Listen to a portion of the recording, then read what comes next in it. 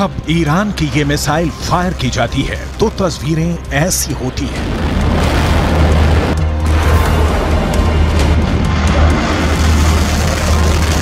जब ईरान की ये मिसाइल अपने टारगेट पर गिरती है तो धमाका ऐसा होता है।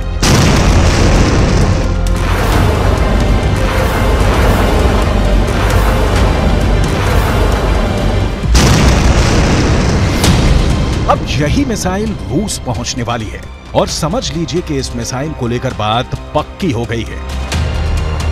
ये है ईरान की फतेह 110 मिसाइल। अमेरिका इसकी दहशत जानता है, इजराइल इसका खौफ समझता है और अब इसी मिसाइल के जरिए पुतिन यूक्रेन को डराना चाहते हैं।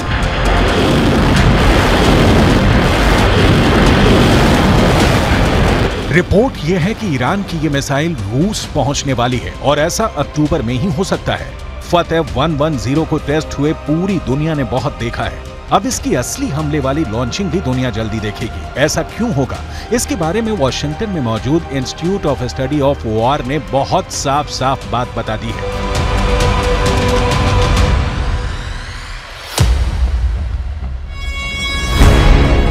अठारह अक्टूबर को ईरान पर संयुक्त राष्ट्र की तरफ से लगी मिसाइल और ड्रोन बेचने की पाबंदी खत्म हो रही है और उसके बाद ईरान अपनी मिसाइल और ड्रोन खुल्लम खुल्ला बेच पाएगा। अब सवाल है कि आखिर ये कैसे तय हुआ कि ये मिसाइल रूस खरीदेगा? तो जवाब है कि 19 सितंबर को रूस के रक्षा मंत्री सर्गेई शोइगु ने ईरान का दौरा किया था। ये दौरा बहुत सीक्रेट रखा गया। हालांकि जो तस्वीर सामने आई उसमें यह साफ हो गया कि सर्गेई शोइगु ईरान की मिसाइल देखने तेहरान आए। ईरान ने उनके सामने अपने एक एक हथियार की डिटेल रखी। इसमें ड्रोन भी थे और बैलिस्टिक मिसाइल भी, ठीक वैसे ही हथियार जो रूस को यूक्रेन में लड़ने के लिए चाहिए। ईरान के एरोस्पेस फोर्स के commander brigadier general Amir Ali Hajizadeh साथ साथ थे और वो बता रहे थे कि रूस को क्या क्या लेना चाहिए, किस हथियार से उनकी जरूरत पूरी हो सकती है। इसमें सबसे खास रही फतेह 110 मिसाइल। सर्गेई शोइगु ने इस मिसाइल को बहुत गौर से देखा। उन्हें बताया गया कि ये कितनी खतरनाक और सटीक मिसाइल है और ऐसे ही हथियार से रूस ज़ेलेंस्की के बड़े बड़े अड्डों को मिट्टी में मिला सकता है। सर्गेई शोइगु इस मिसाइल को देखकर काफी खुश हुए।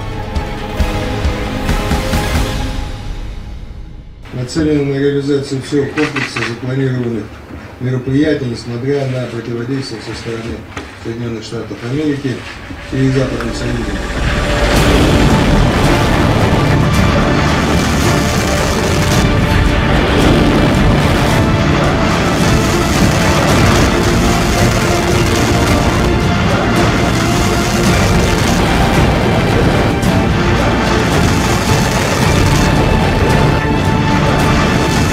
अब इससे ये बात साफ हो रही है कि 18 तारीख को जब ईरान की मिसाइल सेल पर पाबंदी हटेगी तो इसका सबसे बड़ा फायदा रूस को ही होगा और सबसे बड़ा नुकसान सिर्फ यूक्रेन को नहीं होगा, ये बात भी तय है।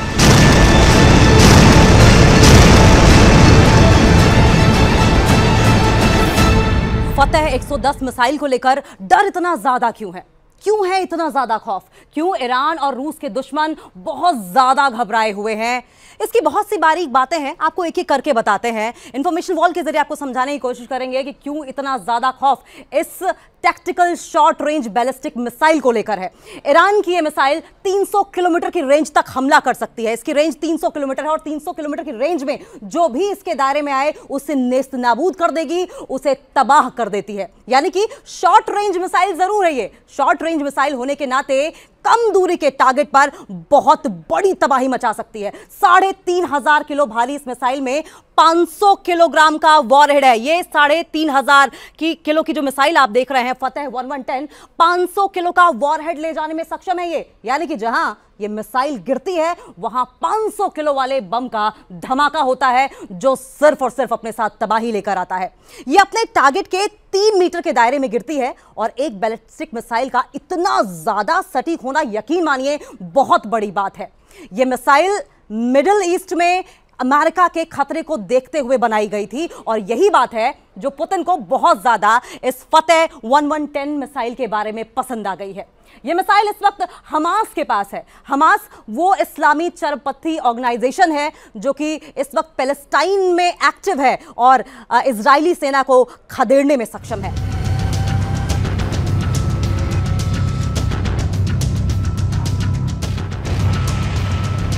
फतेह 110 वाकई बहुत खतरनाक मिसाइल है। इस मिसाइल के नए वर्जन फतेह 313 इससे पहले अपना प्रैक्टिकल दिखा चुकी है।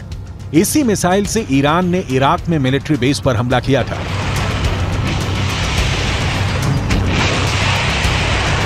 ये वही मिसाइल है जिससे ईरान ने जनरल कासिम सुलेमानी की हत्या का बदला लिया था। फतेह 313 की रेंज फतेह 110 से ज्यादा है। यही वजह है कि ईरान ने इराक में अमेरिका के मिलिट्री बेस पर यह मिसाइल दागी थी। इस मिसाइल के धमाकों ने 100 से ज्यादा अमेरिकी फौजियों को ज़हनी रूप से बड़ी चोट पहुंचाई थी, जिसे ट्रॉमेटिक ब्रेन इंजरी भी कहते हैं। हमले के बारे में तफसील से जानने के लिए पहले देखिए यह मिसाइल क्यों खबरों में है। अमेरिका से लेकर यूरोप तक मीडिया इसी मिसाइल की बात कर रहा है। इजरायल में भी यही मिसाइल चर्चा में है। पुतिन ने ईरान से फतेह 110 को लेकर बात पक्की कर ली है। यूक्रेन की मीडिया और सरकारी सोर्स भी अब ईरान के इस मिसाइल को लेकर बहुत ज्यादा दहशत में है। ईरान की यह मिसाइल 2002 में तैयार की गई थी। इसका निर्माण 2002 में हुआ था और तब से इसके कई वर्जन बनाए जा चुके हैं। इसका एडवांस 1 वर्जन जो है वो ज्यादा इस्तेमाल किया जाता है। इसका आधुनिक और लंबी रेंज वाला वर्जन 313 है। इसकी रेंज 500 किलोमीटर से ज्यादा की है, यानी कि 500 किलोमीटर के दायरे में जो भी इसके टारगेट पर आता है वो खत्म तबाह हो जाता है। और इस मिसाइल ने खुद को साबित करके दिखाया भी है। यूक्रेन और इजरायल की इंटेलिजेंस रिपोर्ट दावा कर रही है कि रूस को फतेह 110 के साथ जुल्फिकार बैलिस्टिक मिसाइल भी मिल सकती है। इन दोनों की रेंज 300 किलोमीटर से ज्यादा है। जब से ये बात ईरान के दुश्मनों को पता चली है वो घबराए हुए हैं। जब से ये बात ज़ेलेंस्की को पता चली है वो बहुत दहशत में है। अब उनकी एक ही डिमांड है कि किसी भी तरह यूक्रेन की फौज को ऐसे एयर डिफेंस सिस्टम से लैस किया जाए जो ईरान से मिलने वाली ड्रोन और मिसाइल को काउंटर कर सके। Сьогоднішній російський обстріл ракетами і дронами теж призвів до нових перебоїв з електрикою, але це виправляється. Відновлювальні роботи тривають. Така форма терору не дасть Росії нічого навіть зараз, коли ми ще не маємо достатньої кількості систем ППО. ज़ेलेंस्की को यह बात पता चल गई है कि फतेह 110 मिसाइल को रोकना बहुत मुश्किल है और इसमें अमेरिका भी पूरी तरह फेल साबित रहा है। 8 जनवरी 2020 को ईरान ने जब इराक में अमेरिका के 2 मिलिट्री बेस पर हमला किया, ये उसकी सैटेलाइट तस्वीरें हैं। ईरान ने चुन चुनकर अमेरिका के अड्डों को तबाह किया था। कई हैंगर, कई कमांड कंट्रोल सेंटर पूरी तरह तबाह हो गए थे। अमेरिका को हमले की जानकारी तो मिल गई थी, इसलिए उसके सैनिक आसपास अंडरग्राउंड हो गए थे। लेकिन अमेरिका के एयर डिफेंस सिस्टम ईरान की फतेह 110 मिसाइल को रोकने में नाकाम रहे थे। ईरान ने ऐसी करीब 20 मिसाइलें दागी थी। ये जहां गिरी वहां ऐसे ऐसे गड्ढे बने और 100 से ज्यादा अमेरिकी सैनिकों को धमाकों से गहरा सदमा पहुंचा था। ऐसी ही मिसाइल पावर से पुतिन लैस होना चाहते हैं ताकि वो ज़ेलेंस्की को वो वाला सबक सिखाएं जो ईरान ने अमेरिका को सिखाया था। ये ना सिर्फ ज़ेलेंस्की के लिए खतरा है बल्कि पश्चिम एशिया में ईरान और रूस का एक नया तालमेल तैयार कर रहे हैं, जिसका नुकसान इजरायल और अमेरिका दोनों को होगा। Высокая динамика встреч подтверждает общий настрой на дальнейшее укрепление стратегического партнерства в оборонной сфере и военном сотрудничестве. Зона давления на Россию и Иран показывает свою бесперспективность. अब ईरान के तेवर समझने हैं तो आप 2 तस्वीरों को बहुत गौर से देखिएगा। ईरान ने पहले 19 सितंबर को रूस के रक्षा मंत्री सर्गेई शोइगु को फतेह 110 मिसाइल दिखाई और फिर 22 सितंबर को यही मिसाइल अपने बहुत ही खास परेड में दुनिया को भी दिखाई। ये काले रंग वाली मिसाइल फतेह 110 को दिखाने का मकसद है कि ईरान और रूस के दुश्मन काबू में रहें। सवाल है कि रूस और ईरान साथ आए तो ज़ेलेंस्की क्या करेंगे? एयर डिफेंस तो ठीक है, लेकिन टक्कर तो बराबर की होनी चाहिए। इसलिए ज़ेलेंस्की के ऑपरेशन को भी बहुत गौर से समझिएगा। ज़ेलेंस्की को अब एटैकम्स मिसाइल मिलने जा रही है जो हाइमर जैसे लॉन्चर से दागी जाती है। इसकी रेंज 300 किलोमीटर होती है। अमेरिका से लेकर यूक्रेन तक तमाम मीडिया और देश की सरकारें अब इसी मिसाइल की बात कर रही हैं।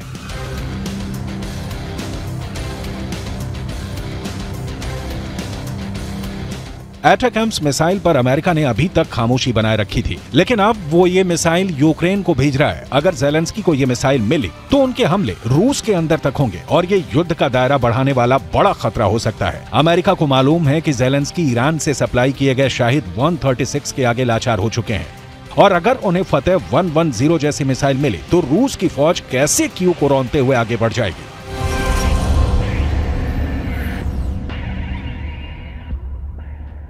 The most recent escalation, the United States strongly condemns Russia's missile strikes today, which continue to demonstrate Putin's brutality.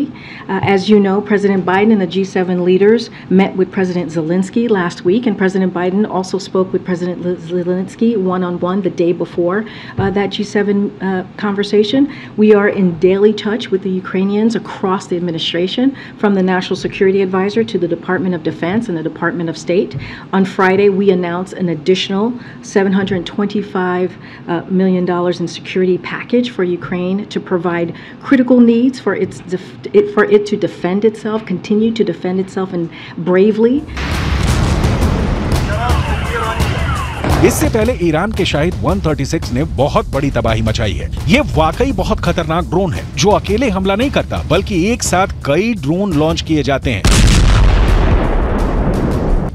ये आत्मघाती ड्रोन है। इन्हें ईरान का कामिकाज़े ड्रोन भी कहा जाता है, जो यूक्रेन की पोजीशन पर अटैक कर रहे हैं। देखा जाए तो ईरान अब सीधे तौर पर नहीं तो एक अलग मोर्चे पर अमेरिका को सबक सिखाना चाहता है, और इसीलिए उसने अपनी ड्रोन वाली ताकत रूस को दी है।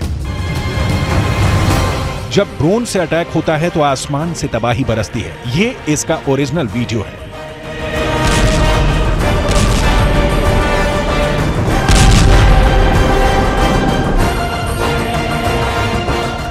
ड्रोन जब ऐसे गिरता है तो बचने का कोई तरीका नहीं रहता।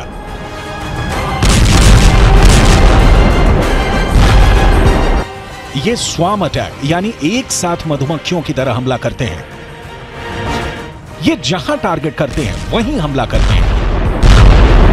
ऐसे ही हथियारों की सबसे बड़ी प्रयोगशाला बन चुका है यूक्रेन। ईरान ऐसे युद्ध में एक नई एंट्री है, और उसके ड्रोन ईरान की ड्रोन पावर को पूरी दुनिया में पहचान दिला चुके हैं।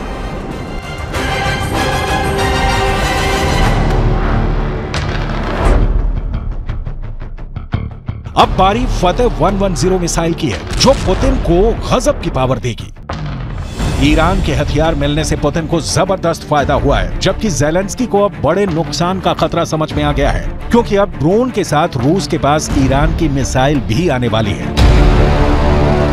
पुतिन और ईरान की दोस्ती अक्टूबर के महीने में अमेरिका और नाटो को बहुत धक्का पहुंचा सकती है। ईरान से निकाली गई आग अब यूक्रेन में नए शोले भड़काने वाली है, और पुतिन इसके लिए पूरी तरह तैयार हो चुके हैं।